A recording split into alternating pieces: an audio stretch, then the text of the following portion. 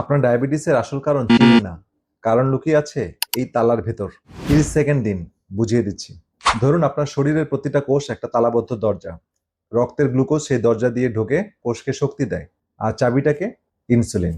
এখন ভাবুন, কেউ তালার ফুটোয় চুইংগাম লাগিয়ে দিল। চাবি আছে, তালাও আছে, কিন্তু চাবি আর তালার ভিতর ঢুকছে না, কারণ সেখানে চুইংগাম লেগে গেছে। গ্লুকোজ দরজার বাইরেই জমতে থাকে, সে ভিতরে ঢুকতে পারছে না, এবং রক্তে গ্লুকোজ বেড়ে যাচ্ছে এবং ডায়াবেটিসের মাত্রা আরো বেড়ে যাচ্ছে। তো 2004 সালে বিশ্ববিখ্যাত নিউ ইংল্যান্ড জার্নাল অফ মেডিসিনের ইয়েল ইউনিভার্সিটির গবেষকরা উত্তর দিলেন সেটা। তারা এমন তরুণদের পরীক্ষা করলেন যাদের বাবা মা বা দাদা দাদির ডায়াবেটিস ছিল।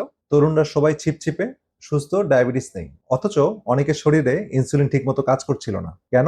কারণ পেশির কোষের ভিতরে তাদের জমেছিল সূক্ষ্ম চর্বি। এটাই সেই চুইংগাম। ওজন স্বাভাবিক, কিন্তু কোষের ভেতরে চর্বি জমছে।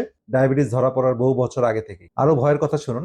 আমেরিকার পেনিংটন গবেষণা কেন্দ্রে 10 জন সুস্থ তরুণকে বেশি চর্বিযুক্ত খাবার দেওয়া হলো। মাত্র 3 দিনে তাদের পেশি কোষের চর্বি উল্লেখযোগ্যভাবে বেড়ে গেল। শুধু তাই না, চর্বি পরানোর জিনগুলো পর্যন্ত আংশিক বন্ধ হয়ে গেল।